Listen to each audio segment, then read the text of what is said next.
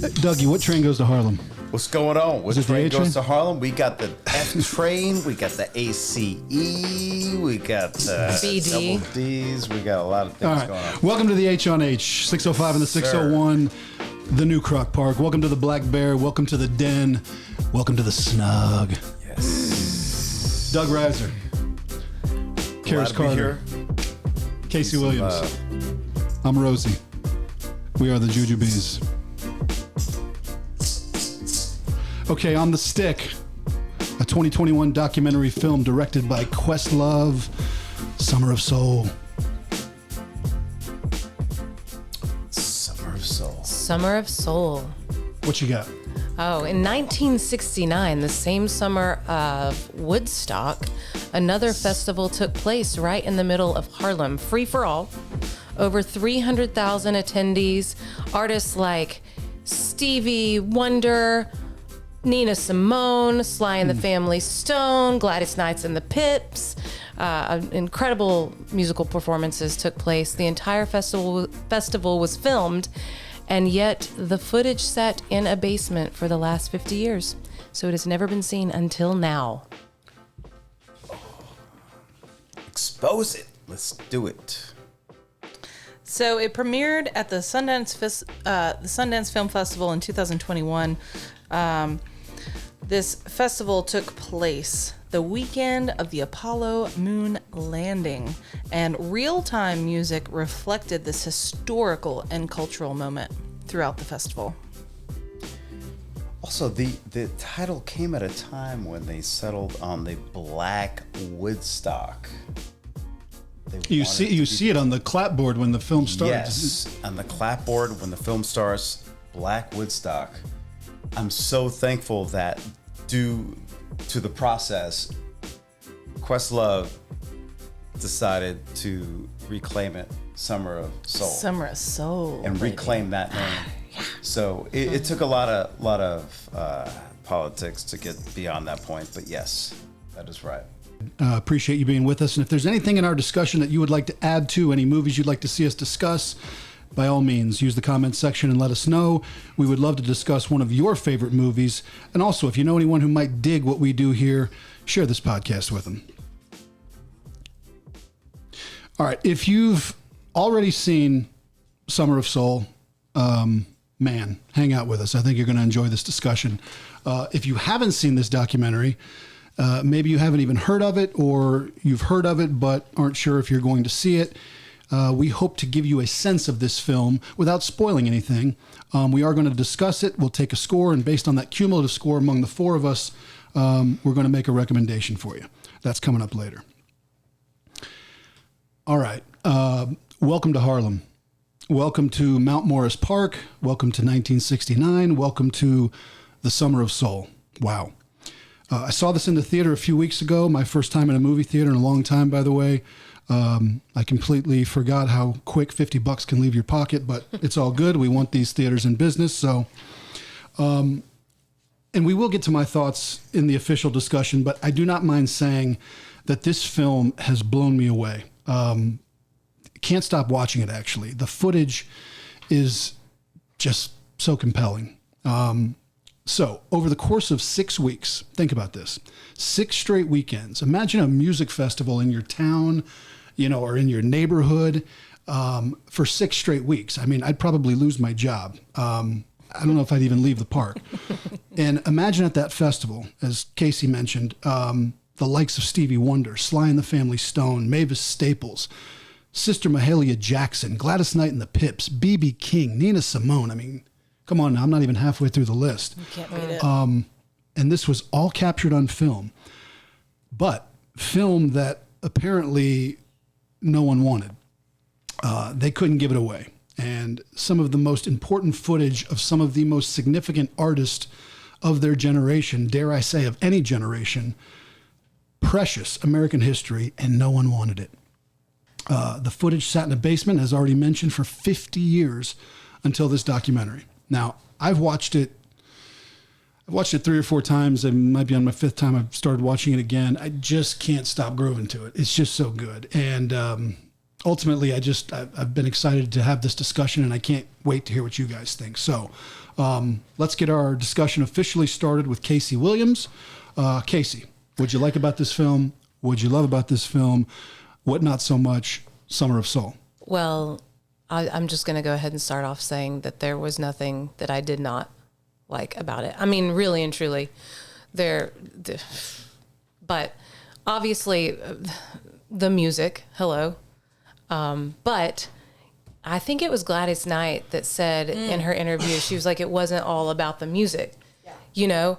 And that's what this film is showing. It's like, yes, the music and the performances are incredible, but during that time, so much was happening in America, specifically for Black Americans. And I just feel like the way that Questlove was able to incorporate footage from the festival and then footage from other historical events that were happening during that time, interviews, and sort of meld it all together to make us really get a feel for what politically, how whatever was going on in the world was so influenced by the music, or the music was being influenced by that, and how the music was, and the musicians used what was going on or used their music to really just release and express their frustration, anger, trauma, all of these things, and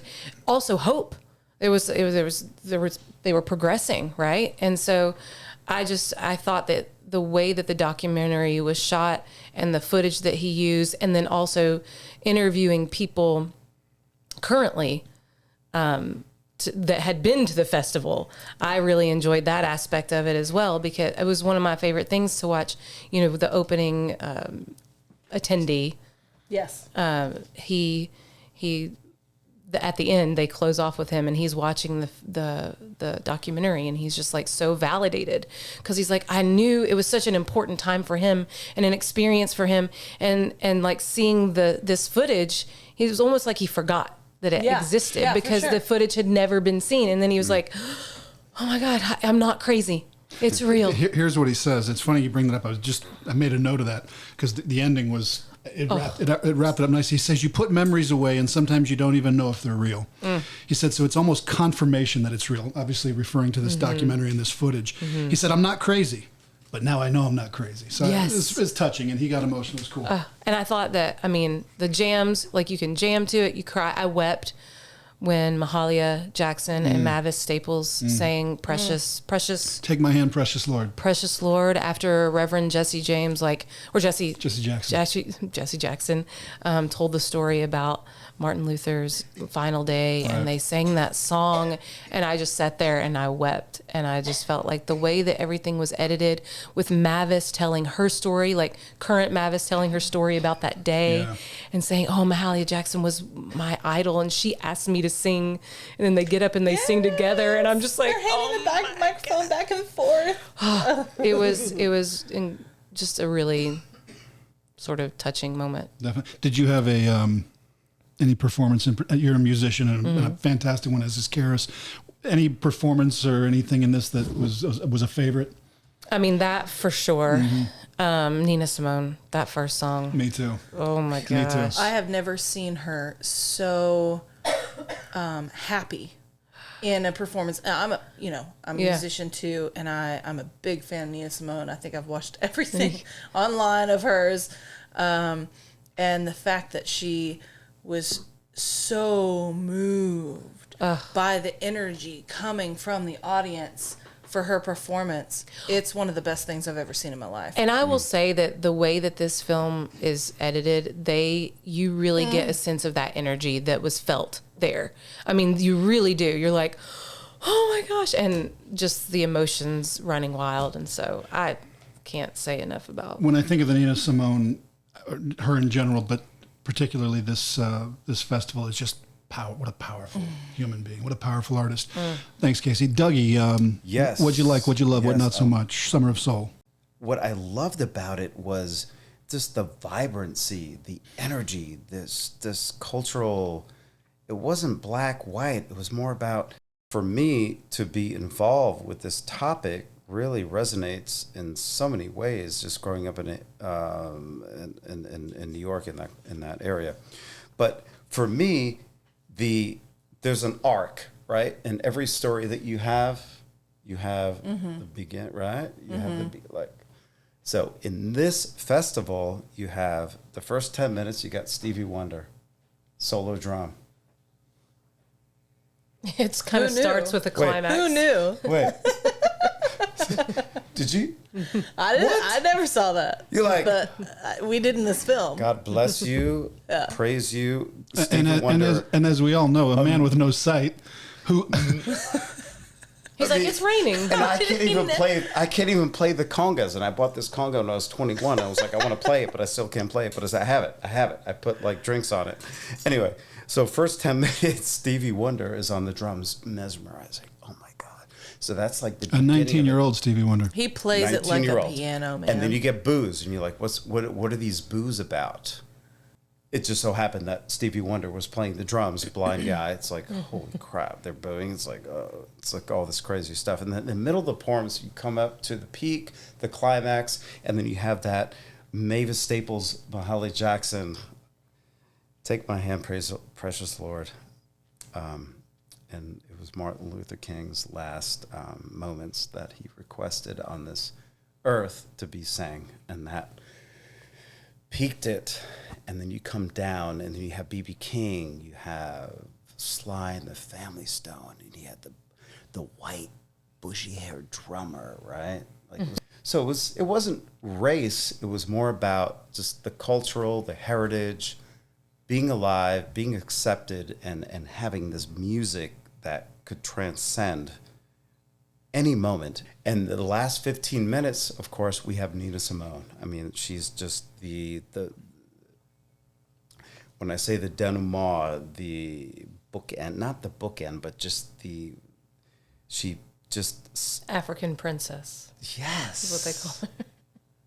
Say it. So. Karis. Yeah, absolutely. What'd you like? What'd you love? What not so much? Summer of Soul.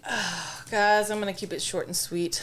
Everything to love, nothing to hate, everything to like.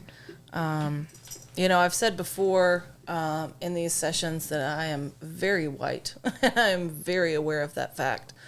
But that does not take away from the appreciation that I had for this film. I mean, I can only imagine how much appreciation will come from watching this film from someone that can truly and deeply in their soul empathize and resonate with what happened that weekend or, that month. Yeah. 6 weeks. Yeah, 6 weeks. Yeah, for sure. Yeah, and I loved. There were a couple good quotes from the MC that hasn't gotten a lot of credit so far this podcast. He said, "Welcome, Black people. Welcome, Puerto Ricans. Welcome, Cubans. Welcome, white people. We are here to celebrate together."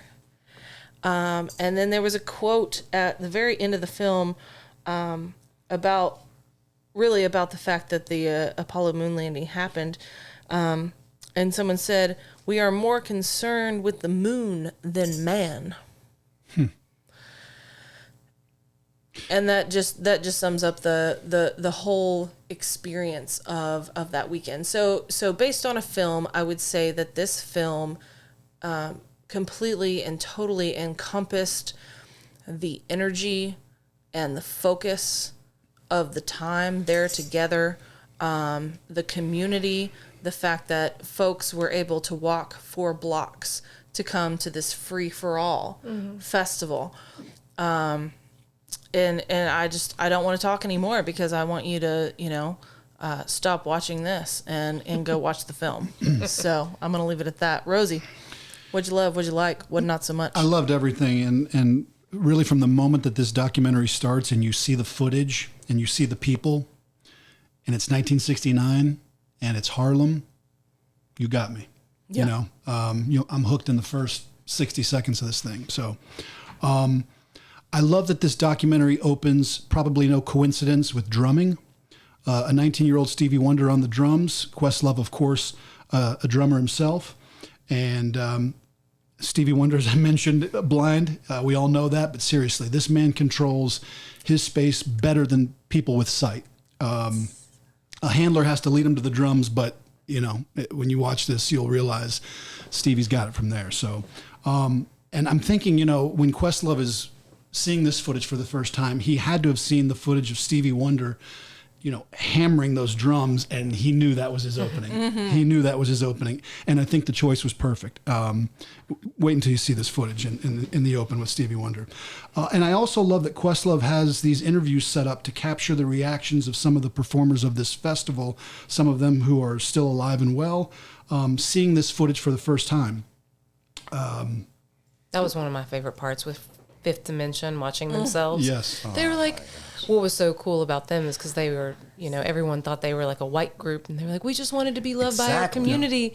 And then they're watching themselves perform. You're watching them watch themselves perform, and they're just like, we were so happy. And I'm like, this is awesome. So if you haven't seen this film, it's, you know, one of the brilliant things about it is not only do you have the footage of the festival, but you have attendees being interviewed and the musicians being interviewed themselves. Yeah. And that really made it full. Well, and to Casey's point, the Fifth Dimension had some issues of not being color black enough or what have you. But I would say that this festival in Harlem was the litmus test. But and apparently they passed. Oh, yeah. So love the reactions, and just these reactions of seeing this footage after some 50 years is in part what this whole documentary is about. It's the revelation of it all. So I thought those scenes were really moving. I thought Quest did a great job of keeping this film popping, which shouldn't be too hard considering what he has to work with. But I thought the notes mixed in between the stories and the interviews and the reactions that we mentioned and the historical context, it just worked. But, you know, this is a film, or this is film work, really, of a musician. And it shows. It shows. And it works. The editing feels like a musical arrangement. The way he uses performances and songs of this festival to tell a story beyond the festival, but then ties it all back in. I thought he did that nicely. I think he does a great job of just getting out of the way of the footage and letting it live and breathe. And I'm not sure I've ever seen footage like this. It's just so alive, so real. This is very well directed, and for a directorial debut, no less, excellent job. What about Tony Lawrence? What are your thoughts about? Let me finish. The director has a great responsibility in this. Questlove had a great responsibility for this footage, and in my opinion, he delivered. I'll get to Tony, but let's take a score. Doug Reiser, what do you got? You know what? Love this film. Love it. Front and back, I give it a 10. Cool. Easy 10. Karis. 10 all day, baby. Casey. Jumping on the 10 train. It's a 20 for me, but a 10 for our scoring purposes. I agree. Is that our first 40? That's a That's total our of first 40. 40. So based on our cumulative score, the JuJuBeez cumulative score of 40, our recommendation is Clear your schedule. See it tonight. See it tonight. Esta noche. Esta noche. Okay, Casey. Summer of Soul, runtime 1 hour and 58 minutes. Rating PG-13. You could catch it at your local theaters and or stream it on Hulu tonight. Cool. Which you should. Which I'll be watching again. Okay, some final thoughts on this, and I'm going to do this in the form of a shout out. Y'all know I like shout outs. So a shout out 52 years later from me. I just feel like making one to some of the heroes of this story, maybe somewhat unsung, not really, but to the promoter of this festival, the MC, the man, Tony Lawrence. Let me tell you, endeavors like a festival, and any endeavor for that matter, they need a hustler. They need a hustler, right? Yeah. Be inspired by this man, all you go-getters out there. Tony Lawrence is the godfather of promoters. Shout out to him. A shout out to the blue-eyed soul brother, the liberal Republican mayor, John Lindsay, who was integral in getting the city of New York behind this festival. And from what I can gather, he was a good man. To the Black Panthers for the security detail, who, according to this documentary, stepped up when it looked like the New York police might not. They eventually did. Well, they did. But what's up, Black Panthers? Shout out. That's it. Shout out to Hal Tolchin, who filmed this festival. Without it, we wouldn't have it. And it's filmed. Back then, they didn't video it. It's good.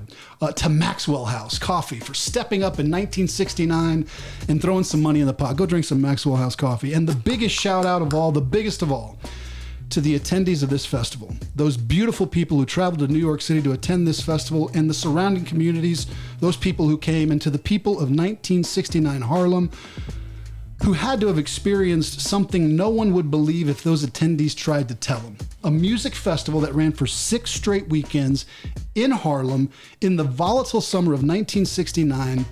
300,000 people plus showed up. You might not believe it if you didn't see it, but hey, good news. Now everyone can see it. And I hope all of you do. Please do yourself a favor. Go see Summer of Soul. Do it. Do it. Doug Reiser. Do it. Karis Thank you. Carter. Casey Williams. Peace out. JuJuBeez. Peace Thank out. you, guys. Good one, guys. Thank you. Thank you. Karis, you didn't tell me your favorite.